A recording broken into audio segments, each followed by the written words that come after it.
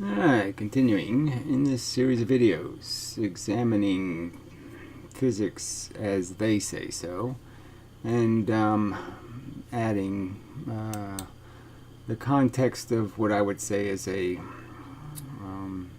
more reasonable effort, fairer effort to say what's really going on. Yeah. Now I have to calculate the electric flux. Unfortunately, we're heading for some math, and so we'll play through it because it's part of the story. But really, we're just basically saying, look, they're saying, okay, we have a way of finding out how much of this one thing happens here, electricity, and we have so much effect created, so much of a change in this medium in the universe between the two things. So it's just about the idea of how much of this force is transmitted and how this force is changed, and how it affects, how the change is affecting the thing it's affecting. So, and yes, it's all fine to figure that out, but that isn't really explaining why there's this relationship. And again, I would argue this is wrongly premised in the sense that they think the force created by an electric charge is different than the force created in magnetism. And it's the same exact force. It's charge. It's plus and minus. It's electron force and proton force. And there are not two different fields of this force. There's just either there is a force created or there's no force created. The force that moves things is magnetism, and magnetism is just a form of gravity.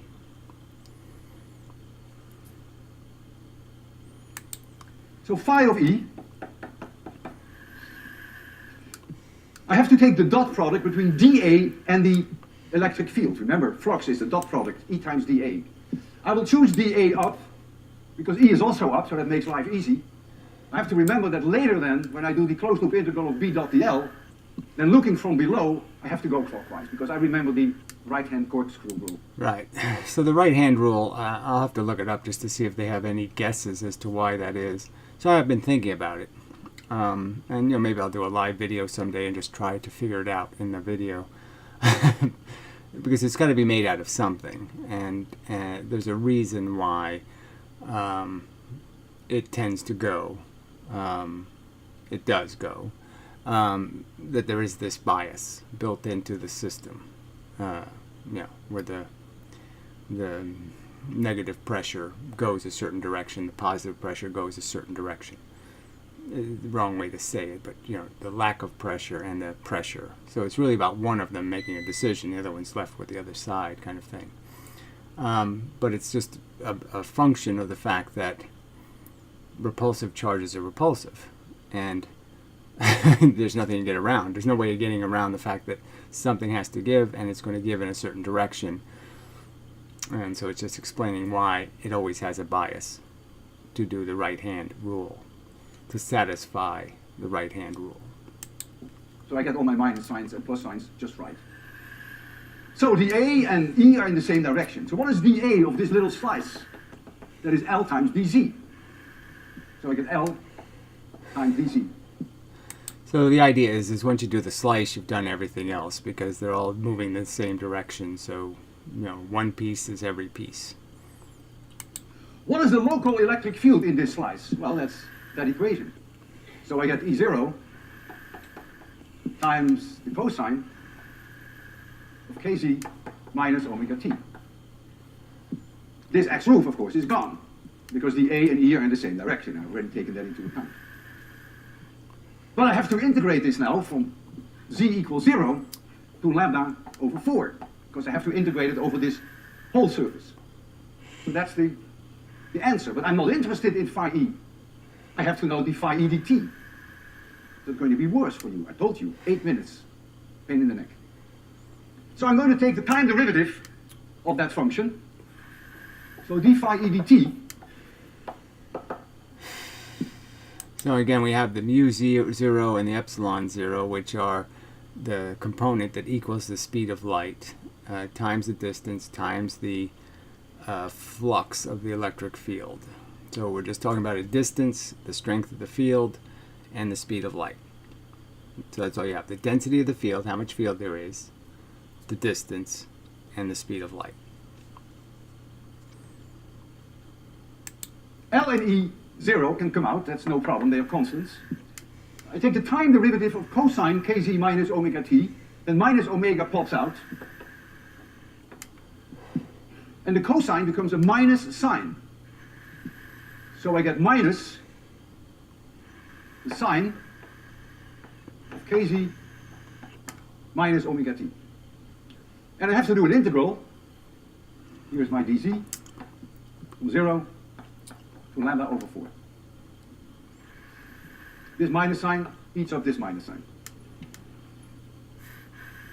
I have to do the integral, but I do that at t equals 0. In other words, this thing goes away because t equals 0. So I'm getting close. So I'm going to continue here. Well, t equals 0, you're not close to anything, so I don't know what good that's going to do you, but whatever. Obviously there's no zero time, nothing. But whatever, doesn't matter.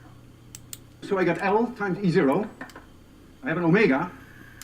And now I have to do the integral of sine kz dz. Well, the kz means I have to get a k out, which is here. And then the integral of sine dz is simply minus the cosine of kz. And I have to evaluate that between 0 and lambda over 4. If I evaluate cosine kz between 0 and lambda over 4, that's minus 1. I'm sure you can do that alone. Times this minus 1 makes it plus 1. And so the answer is L times E0 times omega divided by k. But we call that c in vacuum. That is the speed of electromagnetic radiation. So this is the answer to the phi e dt. So they converted the 1 over c into a c and blah, blah, blah, blah, blah. And so we now have the speed of light. And so whatever the L thing is times the time times the speed of light. Makes perfectly good sense in a sense if you know what these things are supposed to represent. So instead of distance we have L, which I guess is length. Now I have to do the closed loop integral of b dot dl. And that is easy. At this moment in time, b is a maximum here, which is b0, and then it falls off to 0 here. You can see the same there. Suppose I start here, and I go this way, this way, this way, and this way, closed loop integral. If I go from here to here...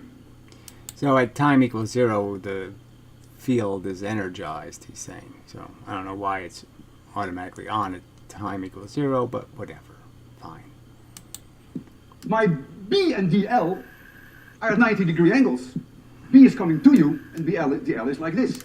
Right, so they're going at two different directions. They eat each other up, so they're irrelevant. So there is no contribution here. If you go from here to here, well, B is 0 everywhere along the line. So integral B dot dl from here to here is 0. It's a plane wave, remember? B is 0 here, it's also 0 here, it's also 0 here, it's also 0 here. If you go from here to here, B and dl are again at 90-degree angles, so there's no contribution. So there's only a contribution due to this portion. And that is B0 times the length L. Now you see why I chose the width, lambda over 4. So I get a very easy result. So I find then that B0 times L, which is the left part of Ampere's law, well, it's too much to give Ampere all the credit, because it's really Maxwell who added that term, the phi e dt. And so this now is epsilon 0 mu 0, which you see upstairs there, times the result that we have here. Oh, by the way, this is E0 times L times E0 times C. And I lose my L. So now he's just turned the C into a square by essentially doing epsilon 0 and mu 0 times C ends up being C squared. And you see here a result that is quite remarkable, even though it doesn't look so remarkable to you yet. The reason is that you are going to do the other half You are going to apply Faraday's law for me.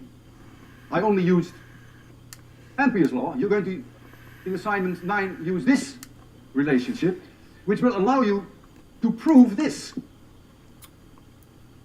And once you have this, substitute for B0, E0 divided by C, and you see immediately that the speed of light then has to be this. This is your task. I did this end. Yours is no easier than mine. It's not the speed of light, it's the speed of the force, which happens to be the speed of light. So that's the irony here, right? Yes, all the forces are moving at the same speed. So I heard the Yale professor, I didn't want to do, just segments of other people's, it's just too difficult to do just little pieces. But anyway, talking about that, and he sort of said, well, because all these forces have the same speed, that doesn't mean anything, because that's like two cars could drive the same speed by coincidence.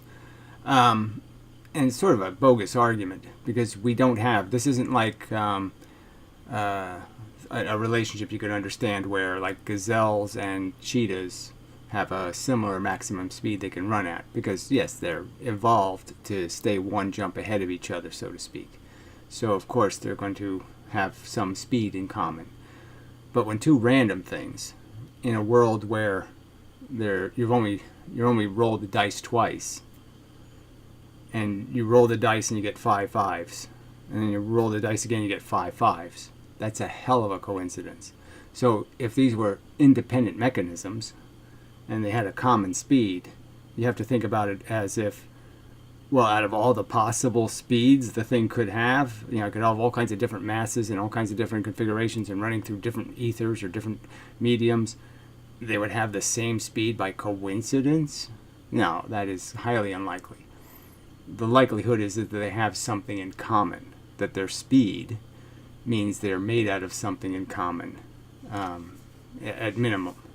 And so it's not a minor or irrelevant piece of evidence. So his basic argument doesn't prove anything. Well, yeah, no, it doesn't prove it, but it's a substantial piece of evidence that makes you, tends you to believe that if there's a mechanism, it's the same mechanism. That these things aren't different things. There isn't a bent space and then a particle moving the speed of light. Bent space isn't moving the same speed as the particle for no reason. It's that there's probably something underlying this that is common.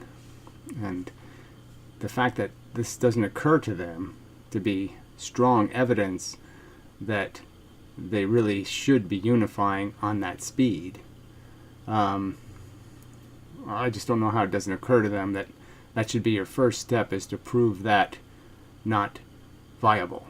And they haven't proven it not viable. They've just made every effort to try to believe something else. And I advise you to also use this quarter wavelength trick. If you know the frequency of the electromagnetic radiation, then the wavelength follows immediately. And so you see here a few examples that I've calculated for you. If you start out with a low frequency of 1000 hertz, you get a wavelength of 300 kilometers, radio waves, megahertz. Still talk about radio waves, but when you go up in frequency, the wavelengths of course get shorter and shorter. We would call these radar waves, microwaves. If you go to 10 to the 14, 10 to the 15 hertz, you get into the domain of infrared and visible light and the ultraviolet. And if you go even higher.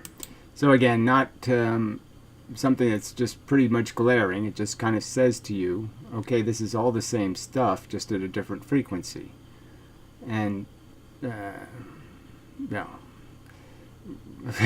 Well, anyway. Then you end up with X-rays and ultimately gamma rays. All of these are members of the electromagnetic. I mean, that's kind of obvious question to ask would be, well, what if there is no frequency? What if they aren't within the bounds of necessary polarization? That is, they aren't aligned well enough.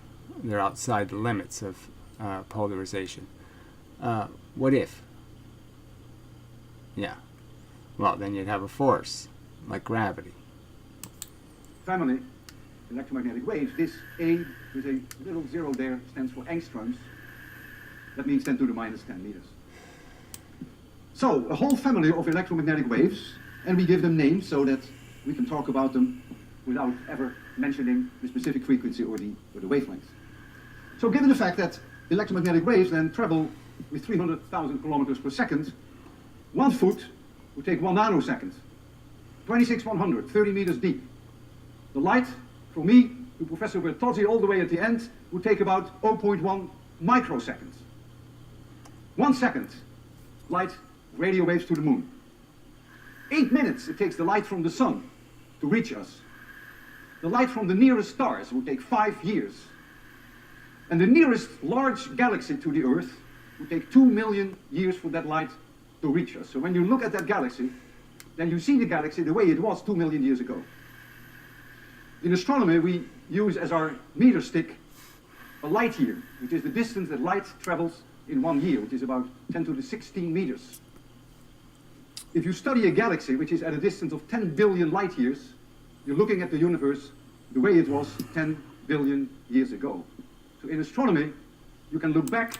So, and obviously you can only look at something for as long as there's been something. So it has to have enough time to get all the way here. So you know that, oh yes, well, this location must have existed and that location must have existed for at least 10 billion years. But before that, who knows? But I would argue that, so that's sort of more evidence for their origin of the universe thing, in the sense that we can't see deeper, which means there must be a time limit. But I would argue the reason why we can't see deeper is because there wasn't any light being produced deeper, because the matter wasn't falling apart, what it's doing now, because the gravity is less than it was then, because it used up all the gravity to compress the matter. Minutes, you can look back years, you can look back millions of years, but you can also look back in time billions of years. Most forms of electromagnetic radiation, certainly light and radio waves and radar, can reflect off surfaces, at least to some degree. It depends on the surface. Right. So then this word reflection is just gigantic, as I've learned. It's a really important word, because what we find is reflections aren't really reflections. Rainbow, you could say, is reflected light, but it's not just reflected. It's, it does a complex procedure to become reflected, and that procedure has reflections built into it. So the idea is they don't really give you a mechanism for what a photon's actually doing when it hits an atom and you end up getting a photon back. They just say it reflects. Well, what is a reflection? And my argument would be is that all reflections are absorptions and just readmissions. And the only thing that makes a distinction between a reflection and an absorption is time. If it gives back the photon quickly, we call it a reflection. If it does some moving first and then gives it back, we call it something else. And they're just the same thing. It's just you just didn't wait long enough. You wait long enough, what goes in does come out. What goes up does come down. Sometimes an airplane goes up and it takes a few hours before it comes down again. That's sort of the difference. Everything's reflecting and everything's being absorbed. Everything is going through that process. And the only thing that's really different is how long it's retained as energy by the system. Does it give it back immediately, or does it keep the energy for a while, trap it? And this is the basis behind the distance determination. When you send a radar pulse to an airplane or to a rainstorm, some of that radiation comes back at you, and you know the speed, and so that allows you to calculate the distance. If the distance to the plane is d, and you send a brief pulse, and it comes back, we call it the echo, and it takes a certain amount of time to come back, which you can measure, then that signal has traveled twice the distance, so that is the speed of light times t. This is what you measure, the distance in time from the moment you send the signal until you get the reflection back, and so you can... And the catch is, though, that everything that has atoms in it does slow the light down a little bit. But, atmosphere is very little interference, and all the other mediums, the more humidity, the more water, the more anything, the more obstacle you put in the way, the slower the light gets, in the sense that it must be transmitted through the medium. It doesn't travel through the medium. It's transmitted by the medium. The medium takes it from one place, moves it to another place, through a process, the force of the thing moves and is readmitted at the other end. The thing itself doesn't necessarily travel the course. The force of it does. It's a representation of it does. Calculate the distance. The distance to the moon can be measured this way. There are 5 corner reflectors. It's sort of like transmitting electric data. You could scan a document on your computer, you send it through a transmission, and then you can reproduce the document at the other end. And that's more realistically what is happening when light travels through a medium. On the moon. 3 were left there by the Americans and 2 were left by the Soviets in the days that it was still the Soviet Union. An optical telescope from Earth can send a very brief pulse, laser pulse, to these corner reflectors. The length and time of this pulse is only 1/4 of a nanosecond. Yeah, it's a tiny pulses. They send more than one, and it's huge. Okay, so when they say laser pulse, you're thinking, oh yeah, point a laser. No, gigantic, millions of gigawatts or whatever into that little pulse. So for a very instant, it's a hugely bright piece of light. Just imagine, light only travels 7 centimeters in 1/4 of a nanosecond. So the kind of wave that you get is really not very much of a plane wave, the way we envision it. But there any... So again, by their nutty theory of this light being a wave, it's just a clump of particles, a little raylet, a bunch of raylets of light. But a huge amount, gigawatts worth. In case this pulse goes to the moon, and then some of it comes back. It's reflected. So a tiny bit of it. So you send 1 trillion photons and you get 70 back. Some kind of little percentage hits the reflector and comes back. So they basically send a laser beam. It diverges the 250,000 miles, however far away it is. It spreads like lasers tend to do, unfortunately. It hits a 100 square meter area, and the little reflector's in there, and it reflects back a little foot worth of the laser beam, and that diverges coming back, and the telescope cuts out a little piece of that. So it's a little piece of it, a little piece of the laser light that hits the moon hits the reflector, a little piece of what the reflector sends back the telescope receives. Of these corner reflectors. There are 2 times 10 to the 17 photons roughly in one of these pulses, and only 1 comes back per 10 pulses. So not much comes back. But it's enough if you integrate it to get an accurate distance determination between us and the corner reflectors. The accuracy is about 10 centimeters. And the goal is really to get a handle on the precise orbit of the moon. I can show you these corner reflectors, the way they were built on Earth, and then I'll also show you an optical observatory, as it is, sending out these 1/4 nanosecond pulses, laser light to the moon. So this is one of those corner reflectors. Now the idea is they take light that is moving at a wrong angle and it sends it back straight. So angle in, angle out to try to, so no matter which way the light comes in, it'll come back to the source. They are designed in such a way that if light strikes it in a certain direction, that it reflects the light in exactly the same direction backwards, 180 degrees. Very clever design.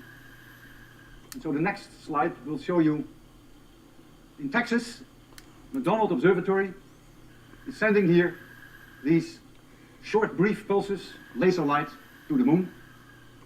And what you see here is simply some scattered light of the dust in the Earth's atmosphere. Obviously the pulses are so tiny and there's so many of them, so they're sending a lot of pulses, obviously. So it looks like a continuous beam and it's just little pulses, but it doesn't really matter. It's either way, same difference. They pulse it just so they can tell what part of the signal they're receiving. So there's a signature to the frequency, and so they can receive the frequency of the pulsing, and that tells them they're receiving the right light. And then only a teeny little bit of that comes back, but that is enough to get the distance to the moon. There are, on the moon, this is enough of this slide, John. There are on the moon several cameras. They were left there by a surveyor. They're small cameras. The lens, I think, is only 2 inches across. And they keep an eye on the Earth all the time. Something that you may never have thought of. Yes, the Earth is always on the horizon from the moon. You know, depending on where you are in the moon. It's always in the same location, just sitting there, just sits there. Stays in one place. Kind of nice. If you were on the moon, and you look at the Earth, and the Earth is there, say, that an hour from now, the Earth will still be there. And 10 hours from now, the Earth will still be there. And 10 years from now, the Earth will still be there. As seen from the moon, the Earth never moves. Of course, it rotates about its axis. You will see that.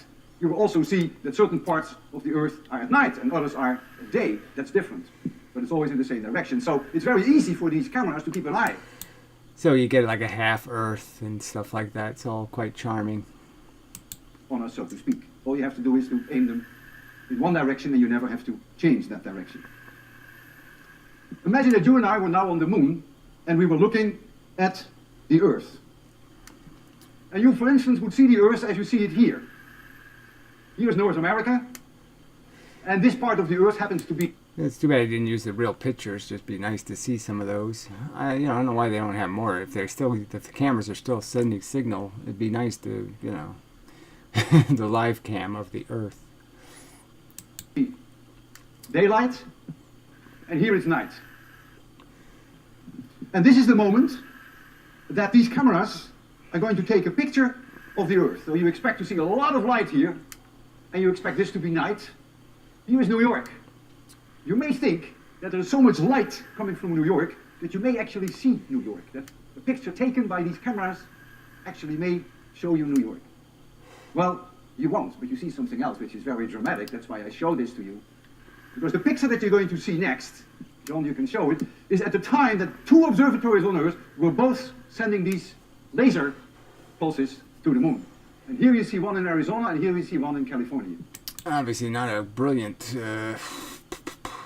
picture of the Earth, though, so the camera must have been looking in some weird way for very low light or something. I don't know what it is.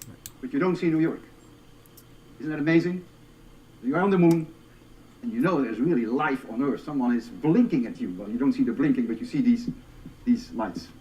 Just demonstrates how much light is. Like I said, it's a very, very powerful laser for a very brief amount of time, but it's a lot of energy, a lot of light. Very dramatic shot. Thanks, John. That's fine.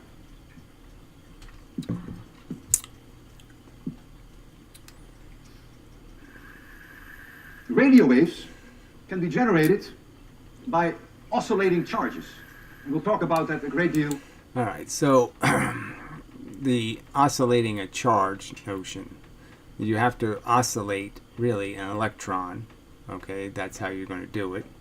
And the same reason it creates light at a different frequency, you're just changing the movement of the electron. And the electron's movement is governed by the force. So a force has to act on an electron for it to move, and for it to stop moving, another force has to act on it, which means it has to give back the force that it had. So when an electron stops moving, it emits a photon. When it starts moving, it absorbs something. And these are just the simple rules. And so all you're really talking about is the speed of the movement. So the slower the speed of the pendulum, the elastic, whatever you want, the electron, the amount of force that hit it, the amount it's bouncing back. The further you push it into the trampoline, the faster it shoots out. The further you push it into the pressure of the atom. So the more pressure the atom has, the more likely you are to get an X-ray or to get something of high frequency. The vibration is quick, where if it's slow, you get a lazy vibration. Next lecture. So you run alternating current through wires called antennas. This is an antenna. And then you create electromagnetic waves. you create photons. So there's no electromagnetic waves. It's just a silly word. You emit a bunch of little particles moving the speed of light, little clumps, little corpuscles, as Feynman would say. You release a bunch of corpuscles at specific distances, at specific times, okay, by specific vibrations. So you create a lot of vibrations in a lot of atoms, and all those vibrations are in sync, and those vibrations release photons at a consistent frequency. And radio stations transmit at a well-defined frequency. For instance, WEEI transmits at 850 kilohertz, wavelength 353 meters. 850 kilohertz is an extremely high frequency. How come I can hear things, that I can hear music, and that I can hear someone speak? So, obviously not very extremely high compared to light. So, yes. So, and you have to tune to a frequency in the sense that you have to create electrons that can vibrate at that frequency for you to receive it. And so you're going to try to get your electrons to do the same thing that the force was doing at the other end. You're going to receive it with the same mechanism. You're going to affect electrons, and when you push the electrons, you're going to create electricity at that frequency. So you push electricity in to vibrate electrons, push the electrons push the photons out, the photons go through the air, they hit the other antenna and doing exactly the same thing. They push the electrons in, causing a vibration in the electron vibrates at that frequency, causing electricity to move. Well, this signal, we call this the carrier wave, is being modulated. The strength of that signal is modulated with the frequency of audio sound. We call that therefore amplitude modulation. So for instance, if you look at this signal... So again, he'll draw it one way as their model, the mathematical model, but the mathematical model isn't an accurate description of the actual physical space it exists in. So nothing is waving, like even ocean waves. It's not doing that. It's a bunch of stuff, different clumps, amounts, moving through space. There's a stuff, there's lack of stuff, stuff, lack of stuff, stuff, lack of stuff. There's no waves. There's a frequency between piles of stuff. As a function of time, then this would be the audio modulation of that signal. But so they're just really saying is, I'm going to disguise the signal by saying when I make these clumps, you know, there's billion photons, billion photons, billion photons, billion photons. Well, instead, I'm going to go a billion, and then I'll go a half a billion, and then I'll go 3/4 of a billion, and then I'll go a billion. And by doing that, I can put a code, a signal, on the amplitude, the strength of the signal. How dense is it? How thick is that clump? So by changing how thick the clumps are, you can put another piece of information on the signal. the transmitter would transmit 850 kilohertz. Here the signal would be a little stronger, here a little weaker, here a little stronger. And if So again, drawn with amplitude as a dimension and time as a dimension, not drawn in 3 dimensions, the physical dimensions. So in the physical dimensions, it's not doing any of that stuff that looks like a wave. In the physical dimension, it's just a thickness of stuff, and then a thinness, and an absence and a presence. Lots of pixels, no pixels. Lots of pixels, no pixels. this were 1,000 hertz tone, then this would be 1 millisecond.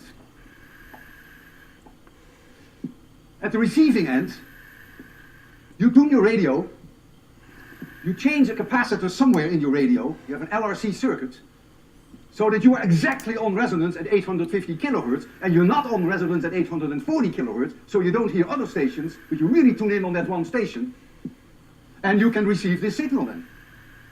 And then you do some demodulation to only hear the audio envelope. You'll receive anything at that frequency. So that's the trick. So the frequency has to be louder than everybody else's.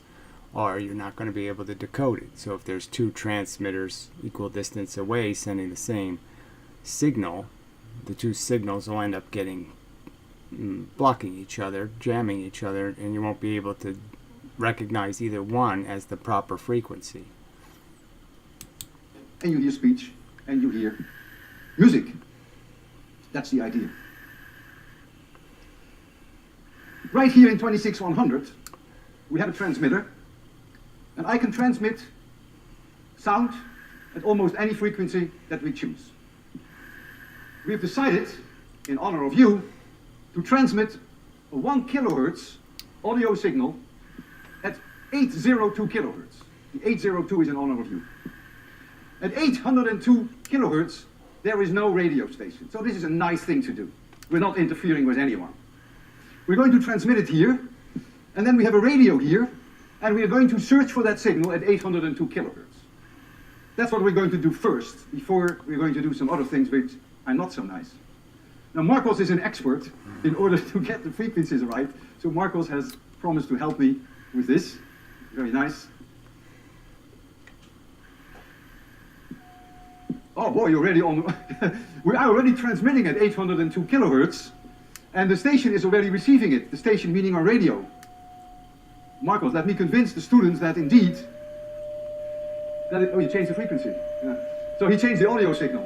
So I want you to appreciate that we really are transmitting from this antenna by unplugging it. So now the radio doesn't see the electromagnetic waves. Then what it is picking up is the cosmic background radiation. So it's obviously it's out there, and you could hear it in the radio. So when you turn this strong signal off, it's getting a bunch of other weaker signals, and you know, they don't have any consistent tone, so they just make noise. 802 kilohertz. So the radio is receiving now the radio waves that we are producing. Now we're going to do something that is not so nice. We're going to change our frequency to 850 kilohertz. So now what we're going to do is jamming the WEEA sport channel. So you may hear our 1 kilohertz tone, but you may not hear what they're saying. Can we first listen to WEEA? Look, I'm breaking the law. Ha ha ha ha ha. For science. But anyway, he's fine. But, you know, he's breaking the law. Before we do this nasty thing.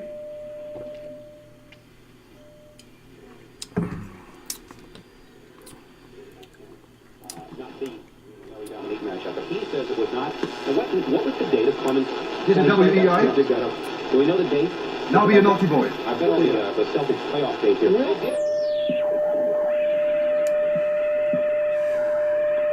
So obviously there's still some interference, so they don't have it quite right. We're doing something very illegal here. In fact, we can do even worse. I can be on the radio. I'll have to turn off my microphone, because otherwise you wouldn't know whether it comes from the radio.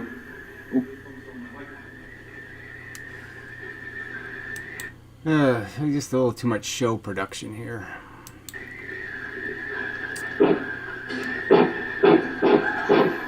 Hello, hello?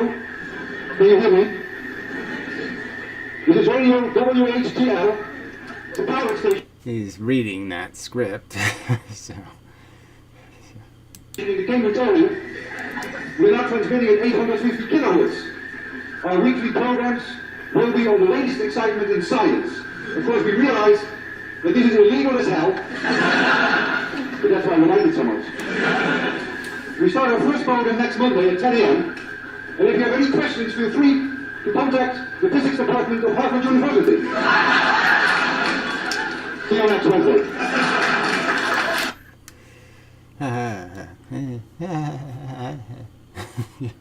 I have no sense of humor. But anyway, okay, so I can do humor out. I just can't do any in. It's just the way it works. I can produce that photon, but can't receive it.